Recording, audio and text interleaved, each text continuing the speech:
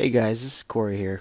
Just wanted to let you know that this episode was recorded a few weeks ago, so nothing was stated in the episode, but due to the events of this past week and the state of pain that the U.S. is currently in, Ryan and I wanted to take this opportunity to say that we stand by our black brothers and sisters across the country and around the globe, and we support the Black Lives Matter movement in its fight against racism, injustice, oppression, and police brutality.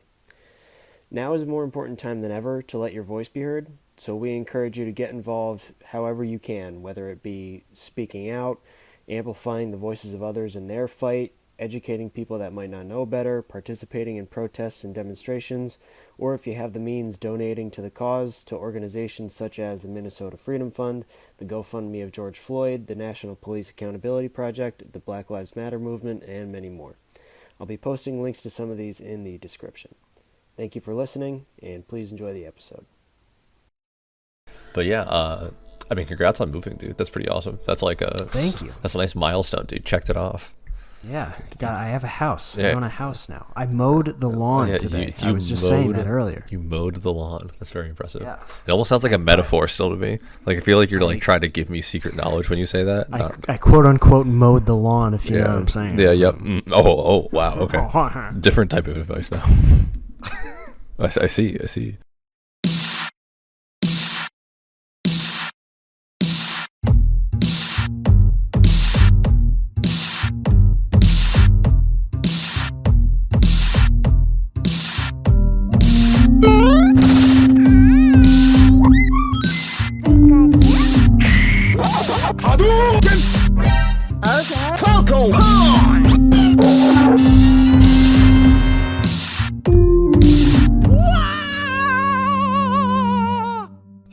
Dude, if I mowed the lawn, dude, my apartment neighbors would look at me like I had 5 heads.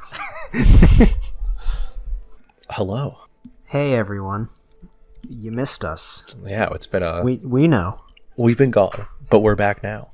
So the topic of this episode is going to be remakes, remasters, and ports. Oh my! Yes. Mm-hmm. But first, before that, we're going to talk about not everyone's favorite segment, the homework game. No, we are not. It's a little different this time.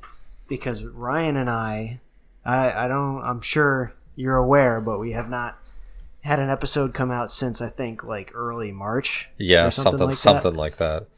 And just happenstancely, we also basically have not played much of either of our homework games. Yeah, it's almost like a life event that's affecting the world has paused all things, including us. A weird pandemic type situation. Yeah. Let's not use the P word. Let's use the Flandemic. Yeah, I like it. Disaster. I'm just kidding. Yeah, I guess that's the elephant in the room is that the COVID-19, all that stuff's going on. Yeah. So that affected our lives just in weird ways. It's just weird. It's just made everything weird. Yeah, it makes everything very strange. Going outside feels different, which is weird. So that's one of the reasons that we haven't, really been doing anything, just because that's kind of affecting our lives in one way or another. And then another reason is I moved. I literally bought a house and moved. Yeah, he just did adult things while I'm just sitting here playing Valorant. That's what I've been doing. I've been playing Valorant. So much Valorant. And it's been awesome. I've seen you playing it on Twitch. Yep, I've been playing a bunch of it. That's like all I've been playing. And then I always want to comment and say hi or something, but you're always in a party with like 3 or 4 people, and I'm like, I don't want to bother. No, you should just join. Who cares? But yeah, that's crazy, dude. That's really cool. I'm like, proud of you. Thanks, bro. Yeah, no problem, bro. So that's pretty much been why we just kind of put the podcast on hold for a little bit.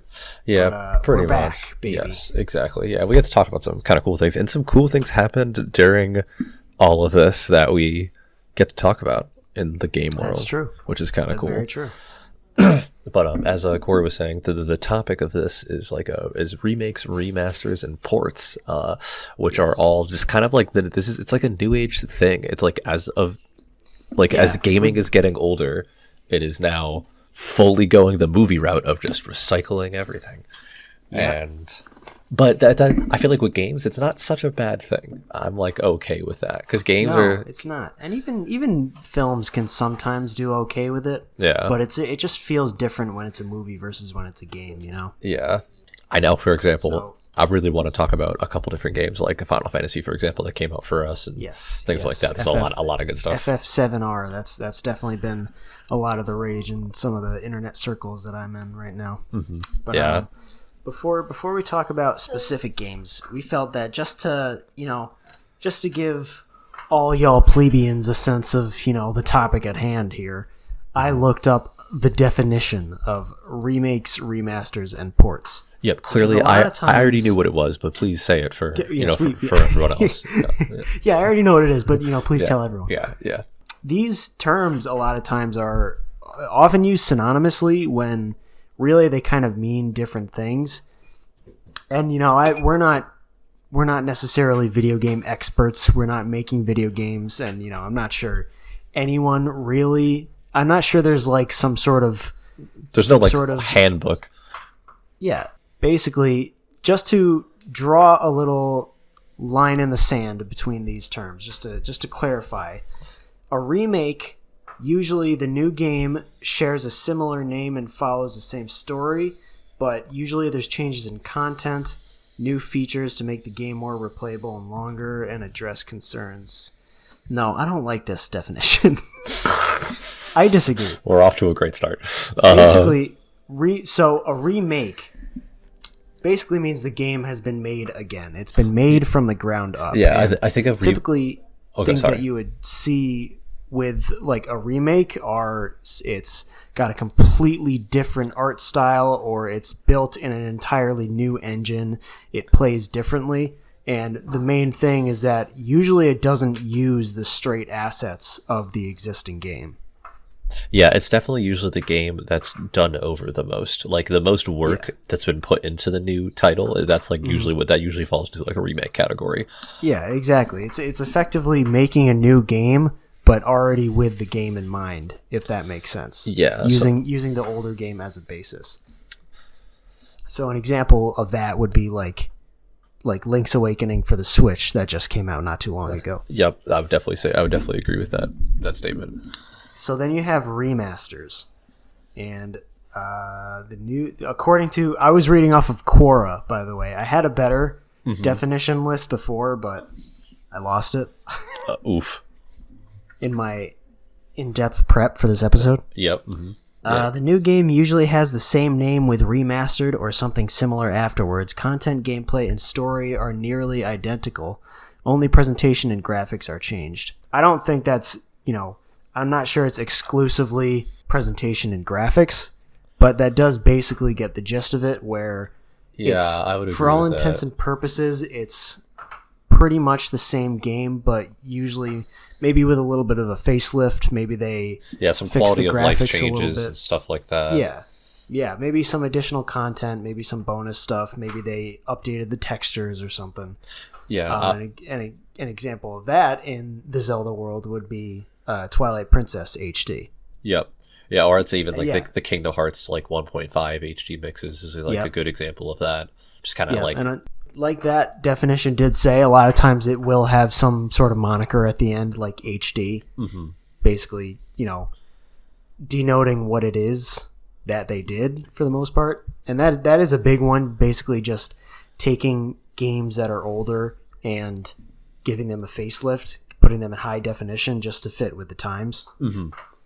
And then, of course, the last one, a port. A port is literally just taking the game from one console and releasing it on another console. Exactly. And sometimes, sometimes ports will have like very slight differences depending on the new console they go to, which is pretty cool. So like they will add something that's not like a copy paste, but it's mostly a copy paste. Yeah, most of the time it's a copy and paste, but like Brian said, there can be some instances where maybe there's like a neat little thing if you play it on one console over the other. Yeah, exactly. Yeah, like maybe some very, very, very slight differences, but like nothing that you would ever really like specifically say it's a different game because of that, quote unquote. Yeah, exactly. But yeah, so I guess overall, I guess in your opinion, I have a question for you. I would say, yes, in the case of most games, would you prefer them to remake or remaster it? What do you think is like the best type of game, like the best type of you know what I'm saying? Like out of the new like ways to like take a game, like what do you think is your more preferred route? Like would you prefer most games get done over or just like out of these facelifted? three? Yeah.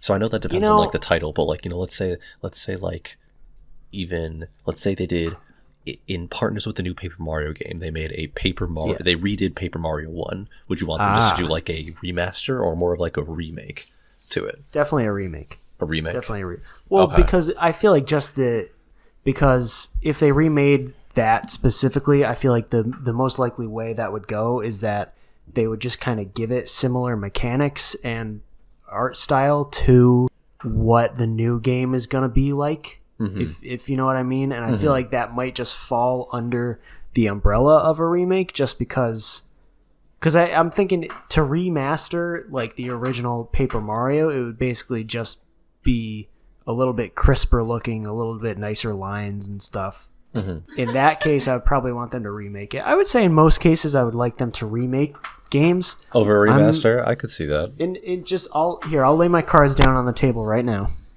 Okay. I'll just pull my pants down right now for everyone to see. Yep.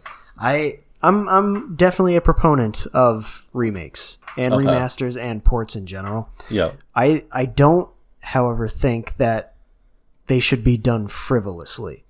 I agree with that, yes. I don't think they should be done without a point, if that makes sense. Yeah, like I think there should be some like genuine care behind what you're remaking or remastering. Yeah, exactly.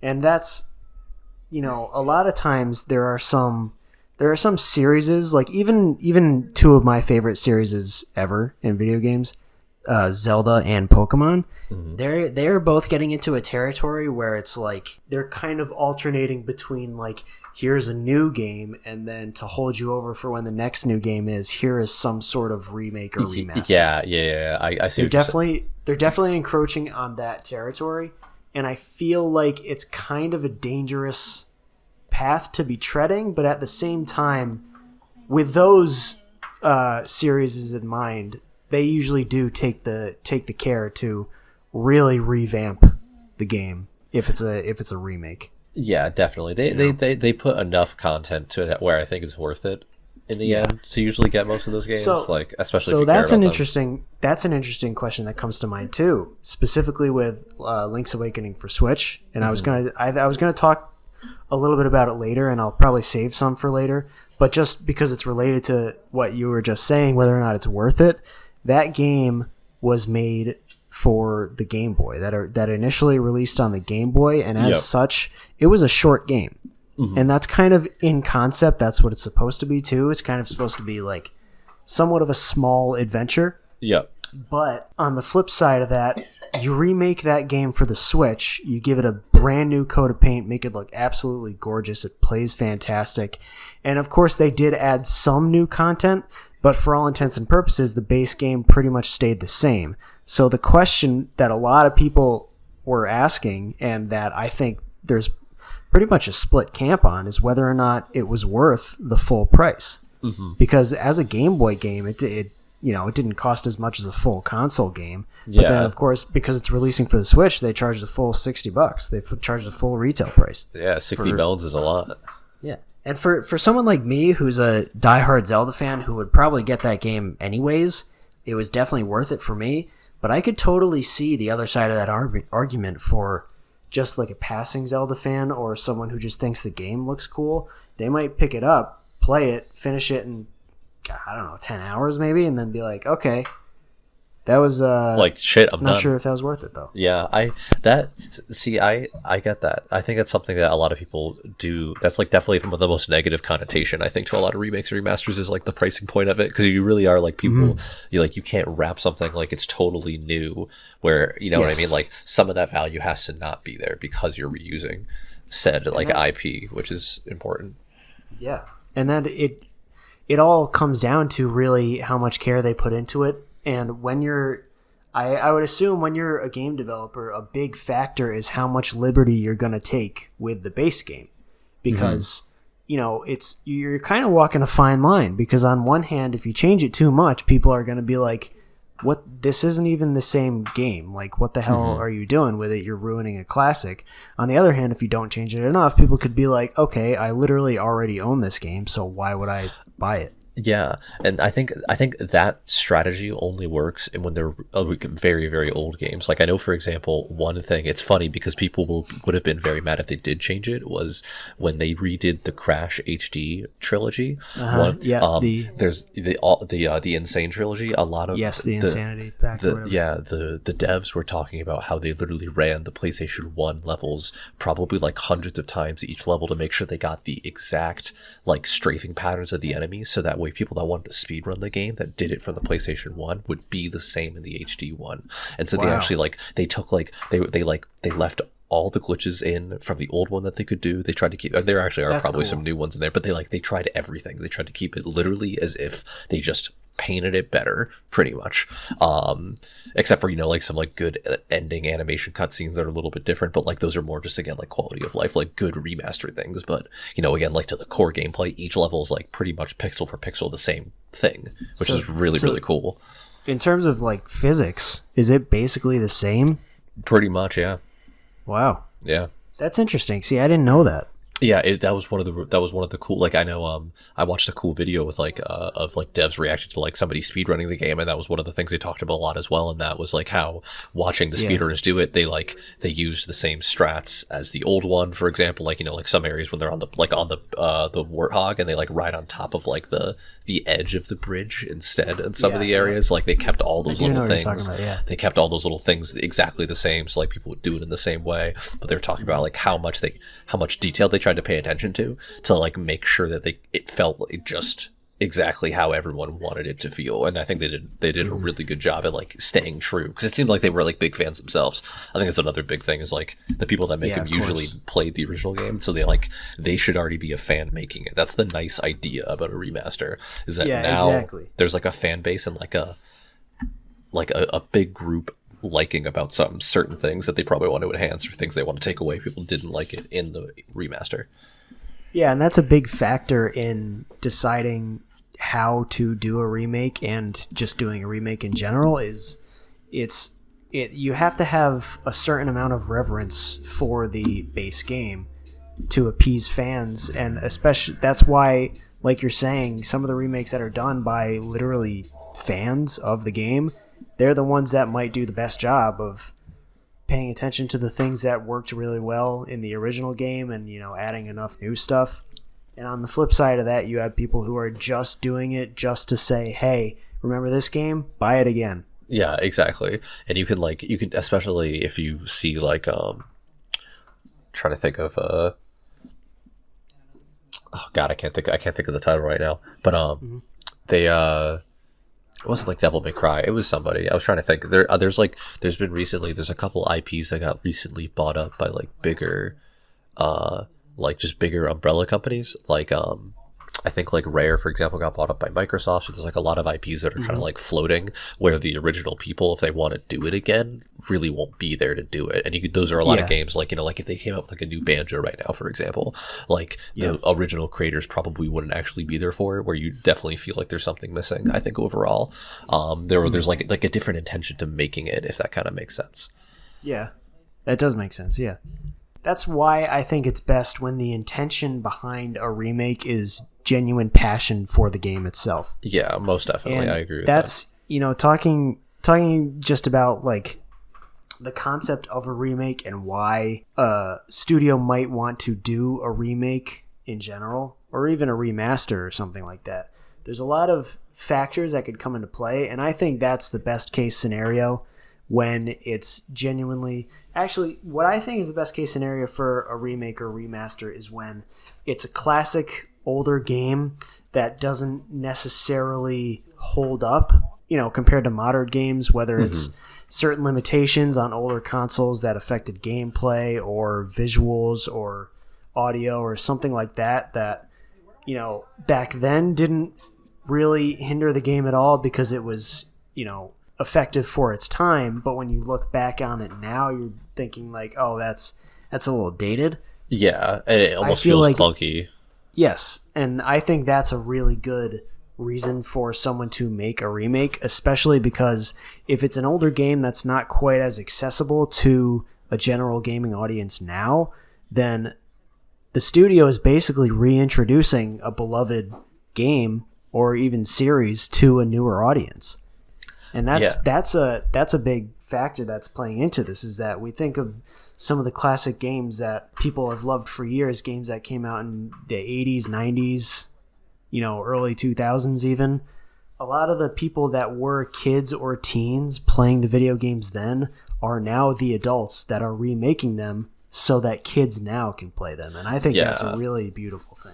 I think so too. And I think probably probably the big example of that right now is Final Fantasy VII HD Remaster, because that game hands down, like, that's a remake. That's not a remaster. You're not right. I said remaster. You're right. I meant to say remake. Damn it, Ryan! Did you not pay attention to our definitions? Restart. I was kidding.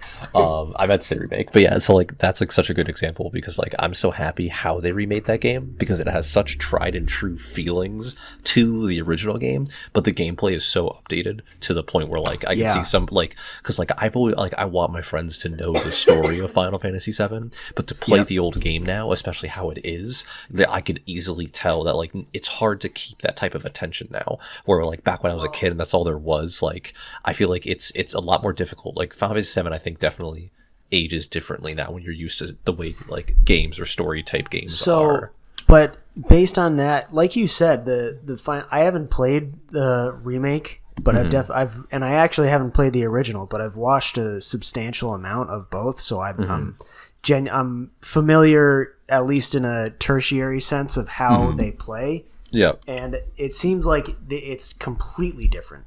But when it's that different, is it really like you look at the new one, you look at the old one, and you think, well, the old one doesn't really hold up to this? Or do you think it's different enough where they're kind of their own entities? I don't know. I just think of it as like, it's just like a way to, like a new way to tell the same story is really how I like looked at that game. I guess combat wise, for what you're saying, I mean, to me it feels like the old style game of how the only difference is now in between when you're waiting for moves, you can attack and fight, but otherwise once you get your gauge built, you have to use your skills that you have in the right way by changing your materia up, changing your equipment and things like that. Like I feel like the core concept of how I played old Final Fantasy is the same in this. It's just now it's just a more modern, better engine where you can like emulate how the fighting felt. Like to me, I always tell my girlfriend and my roommate when I'm playing, like to me everything that's happening feels just like how it was in my head when I was playing Final Fantasy. Like that's how epic rad. Like how epic it is right now. Like when I'm fighting something in my head, that's like how it was, like with all the music and like being in the areas with all the everything. Like that's just how it was. Like me looking back at it, I feel that though. That's really cool. Best case scenario, those are the kinds of emotions that a remaster should bring to the table. I definitely think so. It can done right. It can be a way to introduce a beloved game to a new generation, where at the same time bringing beloved memories of diehard fans flooding back. But it's interesting the concept of having a remake sort of be its own thing. When you compare it to the original. Like, for example, another game that was remade within the past few years is Pokemon Red and Blue. The original Pokemon Red and Blue, or Red and Green in Japan, were remade as Pokemon Let's Go Pikachu and Let's Go Eevee. And okay, yeah. I was like trying to think about that for a second, but yeah, you're right. Have you watched that game, or do you know much about that game? I know a little bit about it. I didn't play it. The crux of what they did is basically they it's weird because it's pretty much the same game, but there's so much that's twisted in how it plays and some elements of the story that it's very much its own thing. So it's hard to call it. A lot of times, especially in the Zelda community, when a remake or remaster comes out, the immediate thing to do is compare it to the original and think, okay, which one is better? Does one replace the other? And this is an example of, I think, where it doesn't. Maybe for me, it might replace the original just because there's certain elements of the battling that, the Kanto games never had, like the physical special split. you haven't been able to play through the Gen 1 Kanto story with that physical special split at all yet, because it was the original game came out and then they remade it in Fire Red and Leaf Green, but that was still Generation 3, so that stuff wasn't added yet. This one, what they basically did is, in kind of like a marketing thing, they sort of added in elements of Pokemon Go.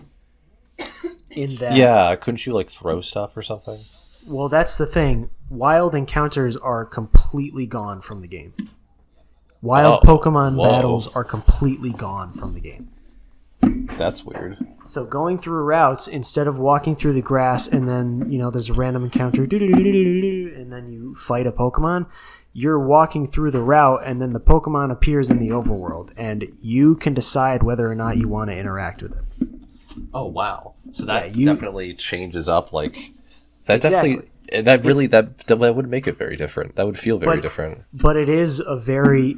It's bizarre because you're still walking through the exact same routes, and like you're saying, they do such a good job of organizing it and laying out the towns and the routes in such a way that it exactly matches the original, just in vivid, beautiful HD. So sort of to that capacity that you were saying, this is what it felt like going through these routes when I was a kid. Yeah. But you're experiencing the game completely differently. And when if you choose to interact with a Pokemon, instead of you sending out your Pokemon and then you battle it and you can either defeat it or you wither its health down low enough to the point where you can try and throw a ball and catch it. Instead of that, if you walk into the Pokemon, it basically initiates a Pokemon Go encounter. Catching system, and you just don't actually fight, you just catch. Exactly. Oh, that's very interesting. Catch. You just catch. See, that now, to me, like... That I feel like is a risky thing to do in a new sense, because I feel like any old fans are going to feel like bored almost. I'm not sure how that actually felt, but I feel like the fighting aspect. So did you only fight in gyms? Like they were still fighting though, yes, correct? You still fought trainers. Yeah. You still, like, all the trainer battles were still there, and you still fought gym leaders. All that functioned exactly the same. The only thing is that, obviously to level up, you do that from battling, but in this game you can't do that by battling wild Pokemon. But if you do one thing, experience share is always on permanently, so all Pokemon are getting experience leveling up no matter what. Okay, so that makes it a little bit easier. And at the same time, you still get experience from catching Pokemon instead of, as opposed to having to like defeat them in battle in the wild. If you catch a wild Pokemon, your whole team gets experience. Oh, I see. Interesting. So you just have to keep catching them. Yeah, and it's very weird. I thought that I wasn't gonna like it as much just because I'm not a huge fan of those specific capture mechanics, especially because it was okay when you're doing it in handheld mode on the Switch, because it uses the Switch's gyro or the motion in the Joy-Cons or whatever, and it's basically like you move the screen to point at the Pokemon just like you would in Pokemon Go if you had like the VR feature on. Yep. And then once you're aiming at it, you gotta time it right, and you press A to make sure you throw it, and it's basically aiming and timing, right? Yep. But when you're playing it in docked mode, in TV mode, it uses motion controls, and the motion controls fucking suck. Oh, really? They're so bad. Jeez. I had such a bad time trying to capture Pokemon with just because it has you pretend like you're throwing a ball with your Joy-Con, but it's so wonky sometimes, especially because early on the Pokemon basically don't move, but a lot of times the way that they make it not super easy is that Pokemon tend to have like lower capture rates or higher capture. Lower capture? Yeah, lower cap. Like they break out easier. Yes, yeah. Especially, and as you advance in the game, some of the more tough Pokemon, they don't just do that, but they can do things like try and knock your balls away. They can try and jump out of the way. They can move all around the screen and shit. And they can all also flee. They can all run if you take too long, which fucking sucks. Oh, that's so annoying. So yeah, Yeah. so even with that, like the motion control is just like it's like such a random variable that you have to overcome, and it's like not a fun variable to overcome. It sounds like, and it's okay in the beginning of the game because it's just it's straightforward throwing a ball straight. But when they jump to the side throwing mechanics are so bad. really, It's just weird. It's just weird. But that being said, I appreciated the fact that I didn't mind having wild encounters gone, because that's something that one could make the argument that sometimes that hinders older Pokemon games, where like you're trying to go through a route and you're just trying to get to the next trainer battle, you're just trying to get to the next town, next location, and Pokemon keep popping up, and you have to, it eliminates grinding, which I very much appreciate. It kind of streamlines the whole experience, and I know some people definitely do like grinding, so I could also see why this would be a detriment in the remake. But for me personally, I don't have any attachment to grinding, so the fact that instead of having to worry about battling enough wild Pokemon that I was leveled up enough to where I could progress in the game, I could just be like, all right, well, let me just catch a bunch of Pokemon, and then my Pokemon will be leveled up already. And that I appreciated. well, yeah, that's good. I can see that being nicer for people, especially if you like haven't grown up with that type of game, and so like it just I do agree, and a lot of people too. Some people don't have like the time or the luxury to like grind X amount of hours into like the same little mini game essentially over and over, and so it's nice, like as long as they do it in a way that doesn't make it seem too easy and too like just thrown at you, is really like usually what I'm like my biggest concern with most things like that. But it sounds like they struck a pretty good balance between not making it like they made it hard enough, but I think it sounds like probably if they just fixed the motion controls, it might have been a little bit better. Yeah, I just personally had a gripe with with those controls. It bugged me a bit. And it's cool because like from a lore standpoint too, it differentiates itself from the base game. Like you're not red anymore. It's weird. They do this weird thing with like the Pokemon timeline where red and blue are in the game as their own characters. Like blue is even the final gym leader instead of Giovanni. Oh, that's really cool. Oh, yeah. Wow. Okay. And your rival, cool. But it's cool because like your design and your rival's design are very reminiscent of old style red and blue, but they're just different enough where they can put red and blue in the game and still have them be their original characters. Like your rival's name is Trace, and it's he kind of a little bit falls along the stereotype in newer Pokemon games of being the friendly rival. Oh, okay, yeah. I think he has a little bit more depth than that. He's not just completely buddy-buddy. Mm-hmm. But it's interesting because you look at him and you're kind of like, oh, this reminds me of that douchebag Blue. Yeah. Okay. He's hey man, let's go challenge the gym, But so now, I guess going a little bit more onto the overall topic again. Out of everything recently, like I guess like what has been your favorite, or I guess like are there any like title, like any remasters you want to pick up and play, or do you think you have been playing that you really really liked, or like I guess like out of like because of this topic, like anything you're thinking of right now that you've been very excited to play or have been playing? Yeah, so of course, obviously when Link's Awakening for Switch came out, I was really big into that, and that was a scenario where some people may have been saying like, oh, is it worth it because it's really the same game. I know you and I talked about it in we were talking with Goo about it a little bit in our most recent episode. Yeah, because we were talking about the art style of that game, and I just feel like they changed so much in such a good way that for me, honestly, and this definitely is not the case for all Zelda fans, or I don't even know if it's the case for most Zelda fans, but I don't see myself going back to the old Link's Awakening. Now that this one's out. Aside for maybe if I'm feeling nostalgic and I see the cartridge and I'm like, yeah, screw it, let's do it. Or like if for some reason I decide I want to speed run the game and I want to do the old version instead of the new version for different tricks or whatever. Yep. So like, like it pretty much in a sense, like if somebody was like, I want to play Legend of Zelda Link's Awakening, you'd be like, all right, play this one right here. 100%. Yeah. I see what you're saying. It just did so much.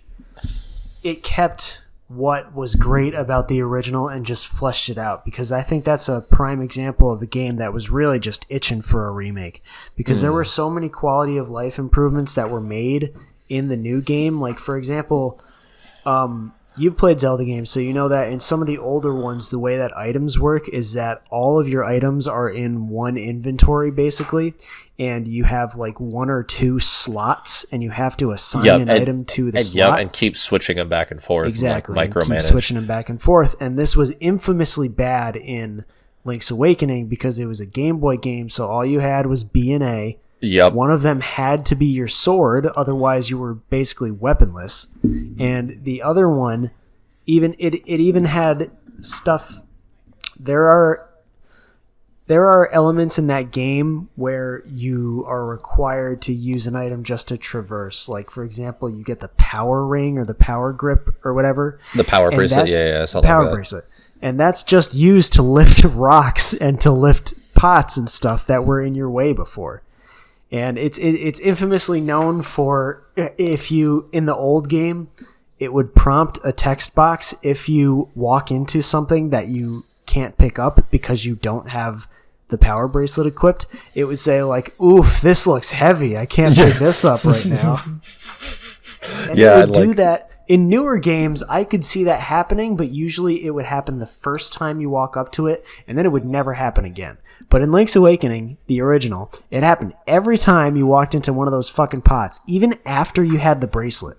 If you didn't have it equipped and you walked up to those pots, it would still happen. All of a sudden, it was a heavy-ass Thor's hammer that you could not lift up. So that definitely, hinders gameplay because it genuinely slows down. It makes you halt in your tracks, pause the game, find the item in your inventory, put it to this slot, unpause the game, use it for its purpose, and then switch back to whatever you were using.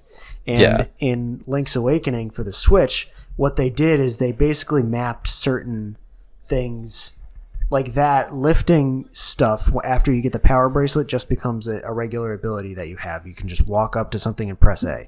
Mm-hmm. It's not an item that you have to equip anymore. That's very convenient, because I feel like another thing would be like Link's Awakening had the Rock's Feather, right? Yes, jumping. That's another one too, I think. Yep. Mm-hmm.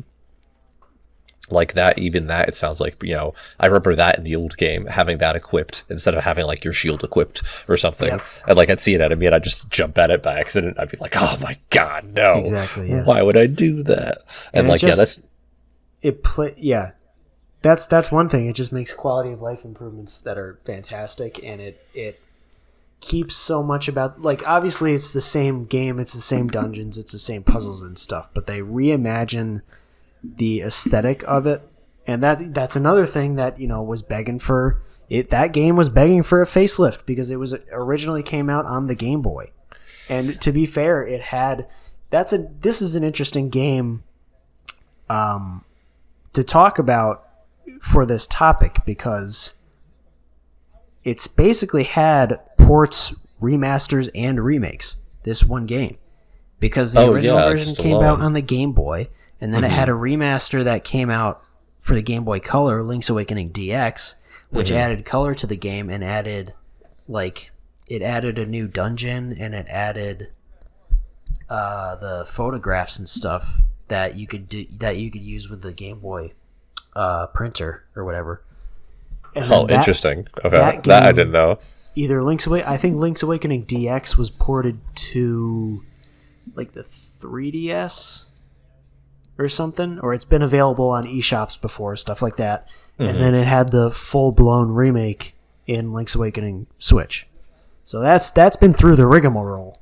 Yeah, most definitely, and it seems like it actually settled pretty well on the Switch. And the Switch, I think, definitely is a good title, a good console to hold. It definitely hold its home for a while. It was cool because that was one of the only times that I've seen a remake of a game be marketed basically not as a remake. Like it obviously was like they called attention to the fact that it was a remake, but they didn't emphasize it when marketing the game. And I think that's evident in the fact that it's literally just called Link's Awakening. It's called Legend of Zelda: Link's Awakening. Mm-hmm. But usually for all remakes, like take Final Fantasy VII, it's Final Fantasy VII Remake. Yeah, exactly. And like, like they clearly are just trying to recreate certain things from the old one. Whereas this, it's like, it's kind of cool because it's almost like they almost marketed it as a brand new game, and it does feel and play like a brand new game. It's of course very reminiscent of the original because it has the same enemies, the same story, the same dungeons, same levels, all that stuff, but it just feels and looks and plays so different. Yeah. And then another, what else did I try? I tried I think it was Trials of Mana, the remake. There's a 3D remake of that game. Mm-hmm. I've wanted to get into the Mana series for a while, and I'm probably going to play Secret of Mana first, but I just picked up the demo for the Trials of Mana remake on the Switch, and I started playing that, and that's, I never played the original, so I can't speak to its quality as a remake, but it seemed pretty cool. Yeah, I've never got into that series, but I heard it was a good, definitely kind of like a slept-on fantasy series that a lot of people. You were super into Chrono Trigger, right? I was, yes. Chrono Trigger is a very, very, very good game. For some reason, in my mind, those two games kind of go hand in hand. I could see that. It's definitely similar kind of styling. I know the main characters look pretty similar because it's Randy, right? Randy and Chrono, yeah. But Chrono Trigger is definitely They're both a game. Toriyama, right? Or wait, is Mana Toriyama? I don't know if Mana's Toriyama, actually. I don't... Let me check. Take a look. I know Chrono Trigger is. Oh, yeah, actually, it might be Akira Toriyama. Oh, actually, yeah, it is Toriyama. All right, there you go. Yeah, so that only makes sense then. But yeah, I mean, definitely, Chrono Trigger's really, really good style. But yeah, I can, like, see, like, even just, like, looking at the pictures, you could tell that it's just Toriyama's vibe. Yeah, it just looks like... Yeah, he's got such a good art style. Such a good art style. He really got his own niche there. Yeah. Yep. And then what else? What else was on the horizon that I was looking forward to? Nothing's been officially announced yet, but it's only inevitable that at some point they're going to remake Pokemon Diamond and Pearl, because that's a series where they'll do a new one, and then every so often they'll do a remake or a remaster. That's got to be on the horizon soon. I've heard rumors that it's, they're just unconfirmed rumors, and it's not one of those ones where it's like this person's a super well-known source who's got connections or something. It's just like rumors of people saying like, oh, it's going to be announced and come out this holiday or sometime next year or something like that. What have you been looking forward to? So two big remakes came out in my life really recently. Definitely Final Fantasy VII, which has been fantastic. I haven't finished it. Haven't finished it yet. It's so funny. It's very, very, very good game. I'm really enjoying it so far. They did a certain part so like it literally made me laugh so much because of like how Princess Cloud. Yes, that part. Yeah. Well, not even that. So right before that, when you're in the Honeybee Inn, which is like this like swanky, clearly just like a brothel place. Yeah. Yep. In the game, you have to impress like the lead owner of that game. Spoiler alert, by the way. I'm going to say really quick before I say anything more. Like quick spoiler to this game. If you don't want to listen, skip like 5 minutes ahead. You're spoiling a 20-something-year-old game. Well, because they do what they do in this is so super a little bit like so. So when you're trying to impress the guy, he like all of a sudden like he like wants Cloud to dance to like impress him, and so he literally goes into like full K-pop dance mode, and you have to do this like weird rhythm game with like all the different buttons like flying at you. Like it is this literal full on K-pop music video. You're just like a kawaii girl pretty much dancing by yourself, like, and then you end up dancing with the dude. Like it's just crazy with all this lights, and like it's so funny, dude. Oh my god, I laughed so hard doing it. I was like so surprised. But they did the squats perfectly. They did all this stuff really, really well. Like obviously Tifa is perfect, the new waifu. The old new waifu. I've been seeing a lot of waifu wars come up in that game. Someone knew, who is it? Like someone knew that I haven't. Before I knew of Tifa and I knew of Aerith, right? Yep. There's someone else. Is it Jessie. Like Jess or something? It's Jessie. And so what's so funny that you say that is, so Jessie's always been there as a character, but I even for the longest time, like until probably recently with this, thought Jessie was a guy. Like I don't know if everybody thought that, but like in the old PlayStation 1 thing, where the characters looked like little blocks. Yeah, exactly. Like you really can't tell that, like, I don't, like, here, hold on. Like, look at this picture I'm sending you really quickly over Discord. Like, it's just a little comparison between HD Jessie, and obviously when you look at it, now you're like, oh, that makes sense. But just looking at the PlayStation 1 picture, you can't really tell. You just don't really know. Yeah. So, like, the entire, like, I just never even realized that it was a girl. Like, I thought it was a guy the entire time, and then Jessie's just this, like, cool person now in the game, which is pretty funny. But yeah, the only thing I'm like a little bummed about is the fact that it's going to take like 15 years for me to actually enjoy this, because they're doing it multi-release. They're doing it disc by disc, which is a little annoying. Sucks.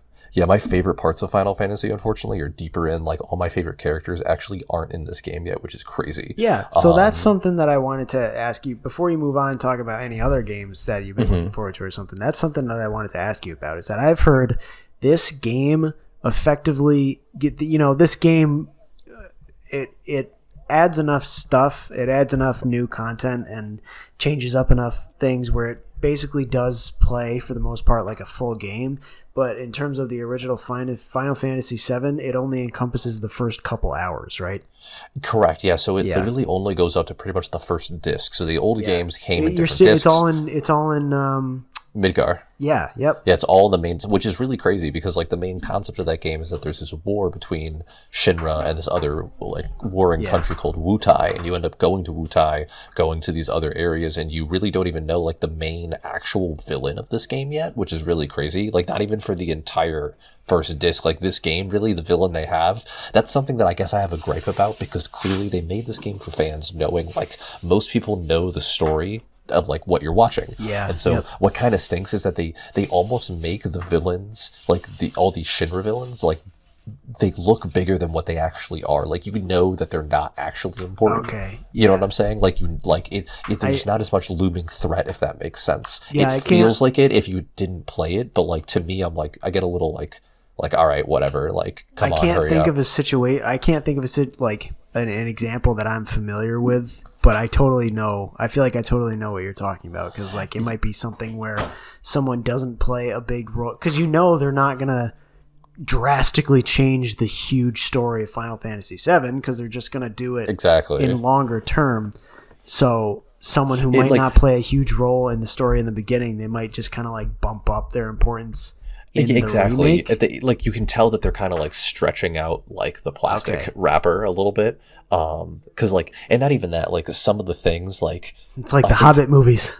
Honestly, that's a good way to look at it, because like, so something that I'm a little bummed at is like realistically, if you cut away a lot of the stuff, there isn't that much, like especially when you're doing like the main quests, like it literally, like during a lot of the parts of it, it literally is almost like forced cutscenes of like, Cloud, let's go over here. And then you go over there. And then there's like a little cutscene that's like a forced talking thing. And then you get up back to your character and do a couple fights. And then there's another forced little, like you can tell it's almost like, it's like a pause through movie sometimes. That's kind of, which so, and I guess like it's my padded. yes, it's padded. My only other gripe with it overall is because of that. I thought they were going to have more, because the game really does still feel like, and look, the model engines is exactly, I think it's the exact same engine as Final Fantasy 15. It doesn't feel like they change much in terms of how the NPCs react to you and them moving around when you're moving around in the background of them talking. It feels almost par for par with Final Fantasy 15, which came out like 4 years ago. Yeah. So like I thought at first when I first started I'm sure getting they've done into like it, minor tweaks and stuff. oh yeah, but like definitely good improvements for like to the battle engine, because that's definitely a lot different. But like at first, because it's like the modeling looked so similar to 15, it seemed, I was like, oh wait, they probably added a lot more story. But I feel like unless the second parts come out quickly, like if I have to wait another 5 years for the next disc, it's gonna kind of suck. But also, like, I don't really know how long a game should be. You know, how quickly can they pump out a game without it being bad? That's you know, like that's such an interesting question, because it's like it, you have a general time frame of how long a new game might take to make based on like what the gaps have been in between in the past. But it's like, okay, but this is a remake, but it's a new game. So are they going to have this out next year or in 5 years, you know? Exactly. And, and there's 3 discs to Final Fantasy 7. So, like, are there really going to be 3 games that I have to play and buy? So, like, now this is at $180. Yeah, exactly. Yeah. And then at that point, say it's like 4 years until the next disc. Is anyone going to care that much at that point? Exactly, because like how many people are still going to be on the ride to be like, oh man, can't wait for Final Fantasy 7 Remake Disc 3 coming out in 2028. Like I sound like a dude freaking out about a floppy disk, like I have 50 of them in my basement or something. like it feels too segmented. Like that's something that like kind of irks at me. Like this feels like that part of it feels almost too cash grabby. Like which is unfortunate to me, like I'm not gonna lie, but they still put so much into it, and they put so many good parts that I freaked out playing, like still so far, and I haven't even beat it yet. Like it's still very enjoyable, and I think once I fully beat it, I might have a different opinion on it. I might be like, as a whole, I might say it's the best decision they ever made, because there's so much content to do. But now that I have to wait for said content, right now, not as happy with it. Everyone that I have talked to who has played this game has loved it and has been like a big fan of what they've done. But I'm still definitely curious to, like we said, let's see how it plays out in the future. Let's see how hyped everyone is for part 2, Yeah, definitely. Let's see how the sales do, stuff like that. And so the other big thing big game that came out for me is my favorite game ever now, still, Persona 5 had a new remake, Persona 5 Royal, which is, I guess, not a remake, it's more of a, so I guess this is like, it's like a 0.5. It's like, I guess it's an extension or a remaster, I suppose, because they added new content, they added new characters, but I love it's like everything. A deluxe edition. Exactly, yeah, like a deluxe edition. That's kind of like a remaster. Yeah, and so what I love, like what they do, like a perfect homage to. I don't know how they did this, dude, but like when you play the game, they do it just differently enough and add things while making it feel exactly the same. Like so, like literally, it feels like I'm secretly in on an inside joke while I'm playing it, as I'm seeing all these new scenes. But if somebody new was playing it, it would just feel totally seamless and normal, and feel like the game, and getting the same original reactions that I got playing Persona 5.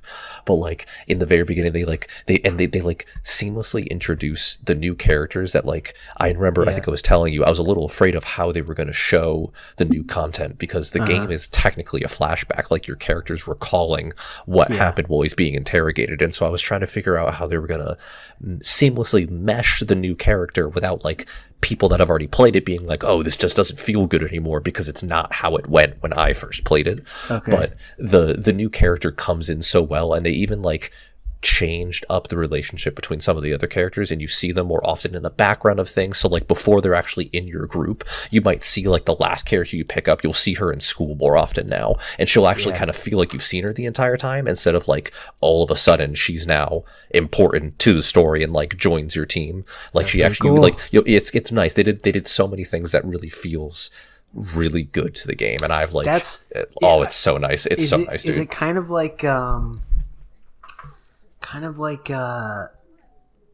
this is a weird, I guess this is a weird example, but this is the only one that's popping into my head. Did you see Lion King 1.5? Yes, actually. Is Yeah, it like- actually, that's a, is it that's like a one- really yes. That's like such a good way to look at it. It's like one of those things where like the situation. It even plays out a lot of the scenes the same way, but it's like they put additional things in the background, so maybe you see it from a slightly different perspective, but it's still the same. Yep, exactly. And so like you already enjoying the movie get to watch it as a new experience, but like the same, and But then it's something like brand additional new. stuff. It's exactly, yeah. And so like, and the other cool thing is that Or it's like sorry, it's like so it's just like watching an extended edition of a movie that you've only seen the theatrical version or something. yeah, exactly. Yeah. There's just a bunch of new all of a sudden stuff that it It's feels there like and it still totally fits in, but like you just didn't notice. yeah, before and now or something. exactly, and now you're like happy that it's there for you. There's just you get to enjoy that ride again because like, and what's good too is that Persona 5 is a really long game. Like I put 118 hours or something into my first playthrough. So, like a lot of people, like they changed the dungeons just enough as well that everything feels good still, but there's these extra rooms and extra puzzles that you have to do because you have new effects. Like you have like a grappling hook with Joker now. So there was like whole new ways to traverse the dungeons that you were doing. And they even changed the bosses up very slightly to make them a little bit more challenging and more tricky. And it was so fun because like it felt the same. And then all of a sudden there was like a key moment where the fight changes and they put it in your face just enough that they're almost like, I know you played the old version of this boss, and this is the new version of the boss. And so it's like really cool because you don't expect it until it's actually on top of you.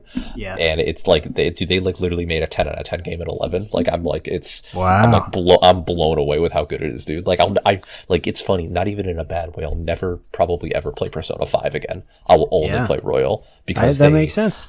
Which is exactly what you want a remaster to be like exactly what you said with Zelda. Well, like I don't think I'll like with this one. I don't think I'll ever play Persona 5 though because they just improved it like perfectly. It was like the perfect update essentially to the game. See, that's tends to be how I feel a lot of time with extenuating circumstances. A lot of times I feel like a well done remake basically just replaces the original. But I'm not sure I would agree that that's necessarily the best thing because then it kind of invalidates the older game, I don't know. I guess I still look at this as almost just like it's almost like if you're a true Lord of the Rings fan, you watch the extended version of the movie. Sure. And you kind of almost like but I mean that's a little different though. I guess it's like that stuff that basically still is the original movie. It's just what they released had stuff cut from it. Yeah, that's okay. I guess I know what you're saying because once you see the extended edition, you're not going to go and seek out the. Yeah, like listen. Once you've had pepperoni pizza, it's not that cheese pizza is bad, but there was already pepperoni pizza in front of you, and you want pepperoni pizza. You know what I mean? Like you just can't resist the pepperoni. Yeah, like if they just gave you a pepperoni pizza and then they were like, oh, sorry, this is not yours, and they gave you cheese pizza, you'd be a little disappointed. Yeah, that's, it's pretty true.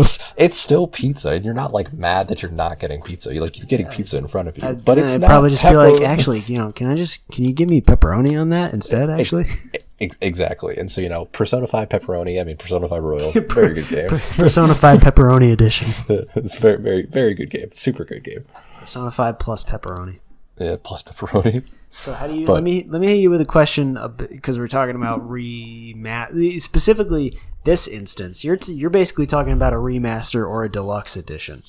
And yes. Something that has been happening a lot lately, over the past couple of years, particularly with the Switch, is that a lot of Wii U games are being remastered or ported to the Switch, and this is such a strange situation for me because I think the general public is very, very approving of it because the games themselves are really good games already, and then they're being released on the Switch, which is a much more superior console. It's a much more superior console. It's much more accessible. Way more people have it, as opposed to the Wii U, which sold like fucking shit.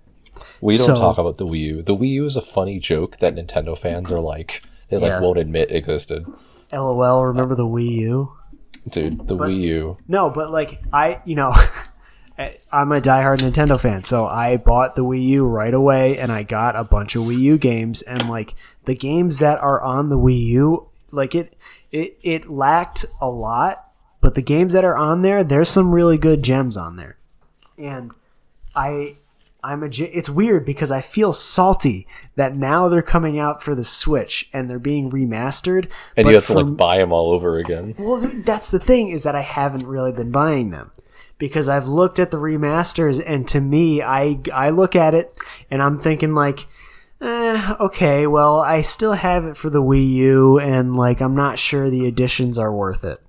And then everyone who didn't buy it on the Wii U because they didn't buy a Wii U buys it for the Switch, and everyone's fucking loving it on the Switch. And I'm just like, and then you but feel like you're not invited to the years ago. You feel like you're not invited to the party, or like exactly. you're like that kid that was like, oh dude, this is so cool, and everyone's like, dude, that's so stupid. And then they all love it. Yeah, and then a year later, they're like, dude, this is so cool, and you're like, oh fuck. But I guess that raises, so from a standpoint of do you think that's the right thing to do on Nintendo's part? Because it's like the games already came out, and they literally, in the grand scheme of things, they just came out. Yeah, like some of these games I was just about out, to say, maybe 5 years ago. It almost just feels like they were like, wow, we really messed up on these, so we just kind of want to try again with these, on Switch. That's what I don't think it takes a clairvoyant to see that that's exactly what they're doing. Is that they felt, when I think it's totally true, but they felt that, hey, we made a really good game and it's stuck on a console that's selling like shit. So why don't we revamp it a little bit and then sell it on a console that's selling like fucking hotcakes, so that people will actually appreciate the game and buy the shit out of it. And then it always works. But it's like, is that morally wrong? I'm not as much of a fan of it because I feel like that takes away from like creating new content for it. Honestly, I think it all depends. Like, I think what stinks is that, like, I think a lot of the situations they should be probably selling them at cheaper prices per unit, but they probably don't. I'm assuming that, they still slap that brand new game sticker on it, and I think that's pretty greedy, to be honest. Like, I think especially something that, when you really think about it now, like considering games are now almost all online anyways, like I think $60 is just so much for a game.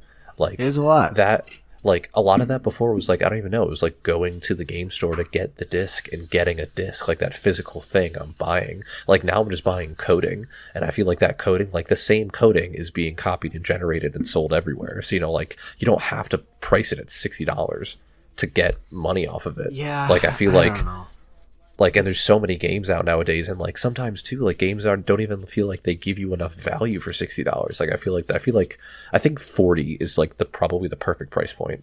Yeah, it depends. It definitely depends on the game, but like I definitely see what you're saying, and that's like, for someone like me, maybe if Mario Kart 8 Deluxe came out for $40, I probably would have bought it, but it's. Right now, friggin' Mario Kart 8 Deluxe is the best-selling Switch game. Did you know that? By a long shot. It sold like 19 million copies or something. Or 20-something million copies. It's ginormous. It's crazy. That's insane. Literally just because... The best-selling game on the Switch is a remaster from the console that came out right before the Switch. And just nobody knew about it. And that's... I knew about it, I played it, and I fucking loved Mario Kart 8.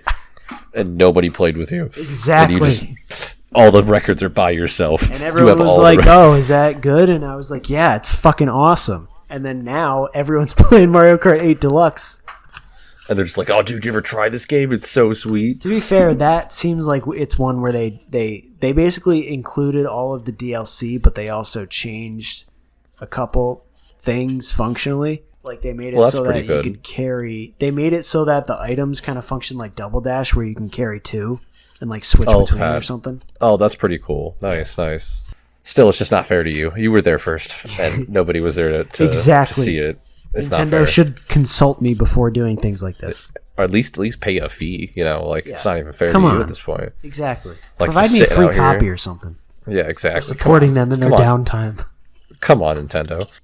Trying to think of any other remakes or things that I've I know something I'm pretty hyped for actually is that they are remaking Tony Hawk Pro Skater. Yeah, they're doing a 1 and 2 Pro Skater remake. It's coming out on Tony Hawk's birthday, which is super hyped too. That's pretty cool. I saw that and I was like, that's being done by the same studio that did the Insane trilogy, right? Yeah, actually. Yeah. So I saw that, and my immediate reaction was like, "That's sick. That'll be really cool." Yeah. But then I was I think talking with some people in Discord, and they were like, "Hopefully this doesn't suck." And I was like, "Why would it suck?" They seem to look. It looks like they're doing a pretty good homage to the game. Like I really like the trailer because they did that cool thing of it showing the old game and then just flashing to the new one, and you're like, whoa.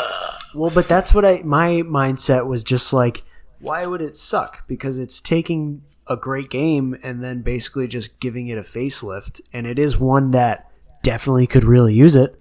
But then apparently, I was told that first of all, I think they already did do. Another studio already did like an HD remake of some levels or something of interesting. Tony Hawk's Pro Skater, and also just that some of the newer games in that series have kind of played like shit. Yeah, so something I was going to say, so I think probably the biggest deciding factor is going to be how they make the skateboarding interface in that game, because something that like skateboarding games all of a sudden got super weird to play. Like it almost felt like you were skateboarding, like only certain people like to do the things that you do, like playing like Skate or like newer games where you use like the joysticks in like weird ways, like that to me I was like, that's kind of gross to me, like yeah, I'm all set. And so like, I think that's something where if they do old school Tony Hawk style, like where it's just like, like holding circle and turning, or like doing circle, square in the air, you'll do like a certain gold move, like kickflip with twisty or something. Like that was definitely like, it was just easy enough and like basic enough that it was fun. It was satisfying. Yeah, exactly. And I think that's sometimes what stinks about newer, like a game like that. Like that's why the old games were so fun, is because it was a simple console with a simple game. Like the simple concept, if you make it too complicated, it just gets muddled, and like it just isn't as good. Yeah. Do you have any are there any remakes or remasters that have come out over the years that you think are bad, that you think just totally did the original game dirty, or are just like garbage compared to the first one? I'm trying to think that like have really failed overall. That's kind of I can't really personally think of one either specifically, but one that I have definitely heard some people say this game does not. Super Mario 64 for the DS. I guess that one I could see that one just not. I would say so I feel like any game that they play the original game more still, or prefer it over the remaster, is considered a failure, I would say. You know what I mean? Like it might not be bad in a sense, but I feel like I would say that would be a failure, because I feel like anyone that plays Mario 64 is more than likely to play the original version of course. It. Yeah, unless the rumors are true and it comes out for the Switch, that'd be fucking nuts. That would be nuts. I think a lot of people would lose their mind to that. Yeah. I wonder what they would do if they would keep all the things. They would have to, right? They'd have to keep all the tricks that people have discovered. They'd have to. Maybe not all of them. Who knows? Know. No, you know what? That doesn't seem like a very Nintendo. I don't know, actually, because in Ocarina of Time 3D, there are specific little glitches and stuff that you could do that they keep in the game. Not even glitches, but just like little Easter eggs, like being able to hookshot onto the sand goddess's nipple. Wait, what? In the original, in the Spirit Temple, the giant like sand goddess. Yeah. There's like a teeny tiny like section of like her nipple where if you hookshot to it, it acts as like a hookshot point, so you can hookshot to it, pull yourself. That's so funny. And they kept my god! That in the remake. That's amazing. I did not actually know that. Yeah, that's super funny. Stuff like that's cool. But Super Mario 64 DS, that's a game that, I played Super Mario 64 when I was a kid, and I fucking loved it. And I didn't buy it, but my parents got it for me when it came out for the DS. And I played the shit out of it. They added 30 new stars. Did you play the remake? Really? No, I never played the remake. So it's bizarrely different. You start the game as Yoshi. What? Yeah, you can play the game as Yoshi, Mario, Luigi, and Wario. They all have their own different power-ups. You start the game as Yoshi, and you have to unlock the other characters one by one. They add totally brand new boss battles and areas. They add totally brand new worlds and they add a shit ton of brand new stars to the point where it's 150 stars instead of 120. Oh And wow, they that's add a shit ton of like just totally random like DS era mini games as part of the game. Huh. See, now that sounds like, now a total Nintendo move would be to release that version onto the Switch and not the original. And that'd be a riot. That'd be really funny. So, but that's such a weird scenario because I feel like that game went above and beyond to provide a lot of new content to the point where they're convincing you that it's worth it. Especially because that was a DS game, so that was $39.99 when it came out, most likely. And yeah, that's like that. That just feels better, overall. At the same time, I can totally see why people would think it fails because you're taking a game that's played on a home console with a joystick controller and putting it on two small screens, and you have to play it with a D-pad. Yeah, that's true. The controls definitely will feel like off in certain ways with that. Yeah. Like definitely it'd be harder to get like little angles and diagonal feel to a lot of stuff. Well, it's just you don't have the freedom of range of motion, and it's not like Super Mario 64 controls perfectly by any means, but just being able to have that full range of motion, that 360 degree, turn, it makes a difference. It does. But yeah, I mean, otherwise, so I mean, I guess, again, even with that being said, I would still, people don't really talk about that though. Whenever they talk about the Mario, they talk about, the original Mario 64 every time. Yep. So, I feel like still, even with all of that, I feel like sometimes, if the game's just too good, sometimes it's just hard to remake it. That's like the original game. Like, that's like the first game men played. You know what I mean? Like when man was born with fire, there was also just a copy of Mario 6. The N64 was born. Exactly. Like when fire was discovered, there was just an N64 right next to it, and electricity and a console to play it on. Yeah, the CRT TV. All right, you got any other? I think I'm pretty good on the remaster disaster. I'm just kidding. The remaster. Disaster. Yeah, the remaster master. Remakes, masterpiece. Ports, oh my. Yeah, this remasterpiece here right now is pretty good. Yeah, and that's this is like we said, this is a trend that's very prevalent in movies and in video games right now. So, as the years go on, there's bound to be a shit ton of more remakes and remasters that are coming out. So I guess we'll just see where the trend goes. Do you? Yeah. How about to end it off? Let's talk about maybe. What do you think is going to happen with this trend 5-10 years down the line? I see it really, it could go one of two ways. It could very easily, I think realistically it's going to get to a point where it's going to, I think too many are going to come out. I think when they finally do, if they do, a remaster of a remaster, like the Inception Third Depth, if they do it again to a game, I feel like will probably be, the final straw. Because unless, there's not going to be a jump in console experience that is so deep now that, the Switch isn't going to be able to hold up to, a future console, in my opinion, unless they change the input of how you play the game. A full dive VR or something like that. That would be a remake.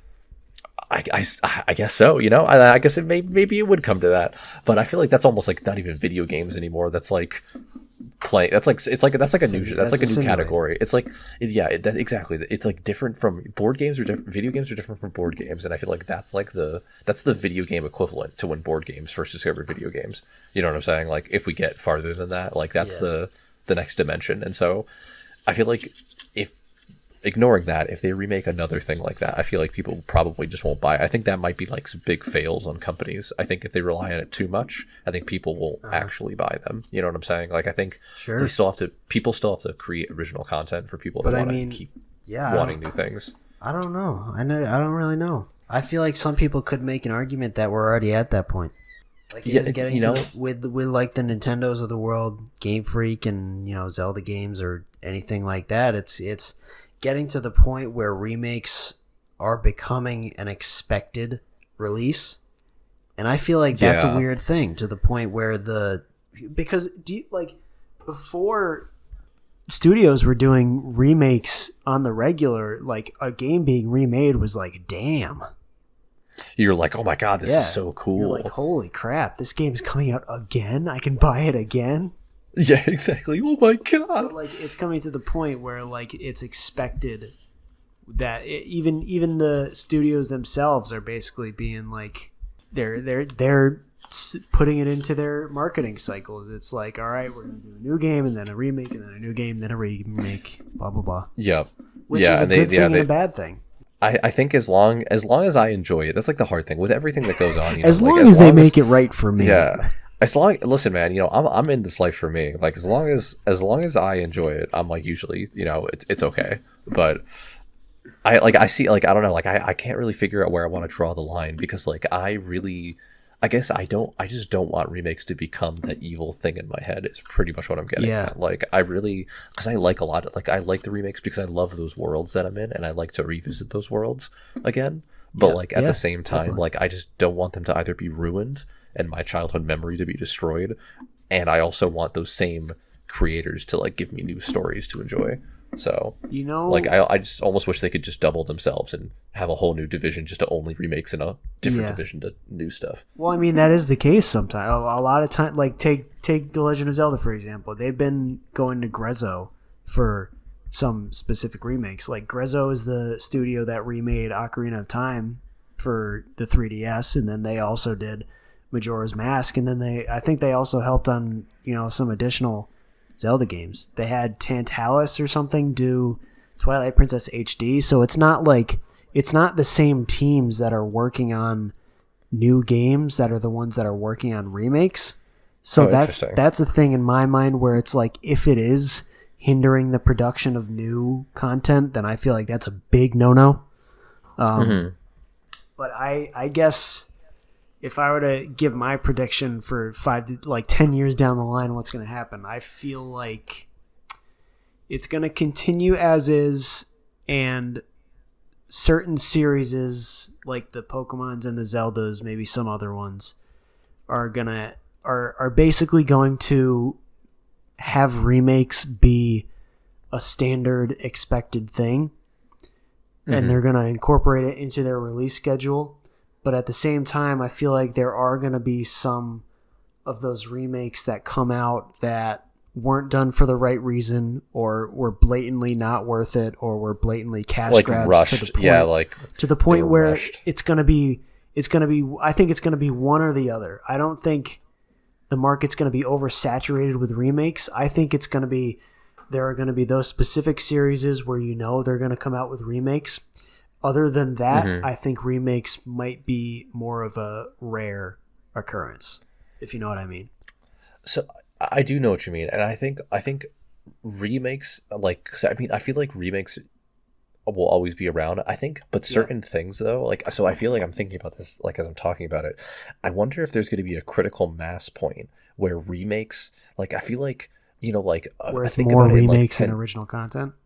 No, where I'm saying they might run out of things, because, like, I feel like, that's true. Like, so, like, let's say, like, you know, let's fast forward 10 years into the future. All of the old school, you know, all of the kids games that kids grew up on is like Horizon Zero Dawn and like God of War 4. Like, how do you HD remaster those games? That's true. Because they're already so strong. It's you know totally what I'm saying? true. Like, so like I wonder if there will be a critical mass point where, like, if you're making it, you're almost only targeting like a grandparent audience when we're grandparents. You know what I'm saying? And like, I think, you know, that's why I think one-off big exciting remakes are not going to be as prevalent, because I feel like certain series are going to work it into their cycle where they make a game. It's going to take so long for them to make a new game that by the time they make a new game, they will have had a big enough gap where they can remake an older game. So that after that new game comes out, they can be like, all right, let's remake that older game. And then after that, they'll make a new game. And then after that, enough time will have passed. But I do see what you're saying. Some of these, because remakes are the big trend right now, it's like it's like, all right, you remade this one, now remake this one. Put it out now because I want to play this one remade. Yeah. And it's like, you think of, just to bring it back to The Legend of Zelda, like I always do, one of the first big ones for them in terms of remakes was Ocarina of Time 3D, and that came out in 2012. I want to say, I think 2012, which was Ocarina of Time came out in '98, so that means it was a 14-year difference. Is that correct? Yeah, 98. Yeah, 14 year. So then Majora's Mask 3D came out in 2015, and Majora's Mask came out in, I think, 2000, so that's 15 years. Yeah. But then Wind Waker HD, which granted was not a full-blown remake, it was a remaster, but that came out, I think that came out in 2013 as well. But Wind Waker came out in 2002. So that's so only 10 years. So we're getting to a point where the gaps are becoming increasingly tighter smaller. and tighter. Then you have Twilight Princess HD, which I think that was also like a 10-year gap. Maybe, no, it was, because I think that either came out in 2016 or 2017. Twilight Princess came out in 2006. And now people are talking about, in the Zelda community at least, people are basically saying with assurance that, like, Skyward Sword HD is just a matter of when. It's not a matter of if, it's a matter of when it's going to come out. But Skyward Sword came out in 2011. So it hasn't even been 10 years. Yeah. Or 2010, 2011. I don't know. Yeah. So I mean, we're getting close. Yeah, but that's the thing is, like, what's an acceptable amount of time, you know? Yeah, before it comes out. That makes. I see what you're saying with that. I mean, because that's, I feel like 10 years. I feel like you're saying at a certain point, if a game still holds up and doesn't need a remake, should it be remade? You know? Yeah, it should. Yeah, and exactly. Like, you know, and that's probably like the line that we keep talking about. Of, like, if it actually is like a cash grab, or if is there like some genuine desire to make the game better here? For sure. It is getting late. Well, my friend, it's been fun. Thank you, everybody, for listening to us tonight. It's been a fun one to record. I'm happy we're doing it again, dude. It feels too. good. I missed feels it. Good I to was be itching. I was itching to record. Yeah, dude. Jess was just getting tired of me talking for an hour and a half straight. So, you know, I had to contain oh, it. jeez. She was like, "Good God, I can't even get a word in."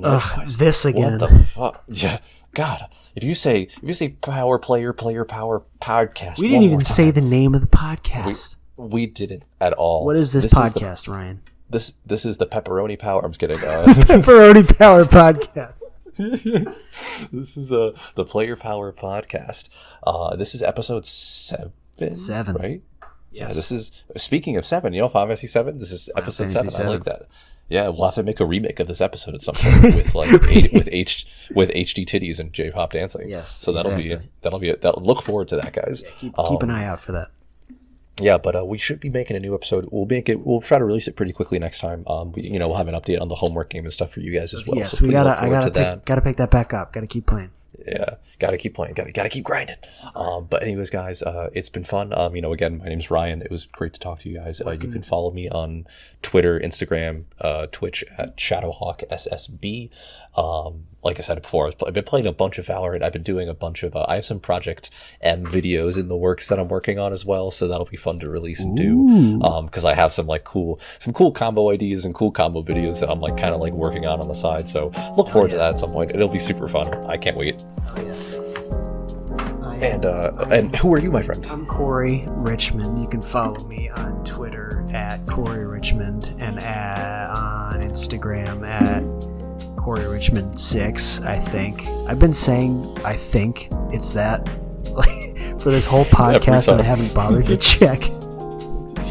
Clearly, he's very much on Instagram. He's what they call an Insta-thought. He's obviously on there all the time. That's me. On there all the time. Yeah, that's Corey right there. Anyways, this has been the Player Power Podcast, so thank you for tuning in. Yeah, guys, share it with your friends. Thank you so much. And wait a minute. And also give us a like, give us a comment, smash that subscribe button. Yeah. Follow us on whatever you're following us on. Follow us or give us a like or a heart or a comment or anything like that. Feel free to reach out to either of us, anything like that. Yeah, we appreciate any feedback. It's cool to kind of see anything come back to us in that way. It's pretty neat. Absolutely. It feels complete. So, all right. Well, have a good night, everyone. Take care.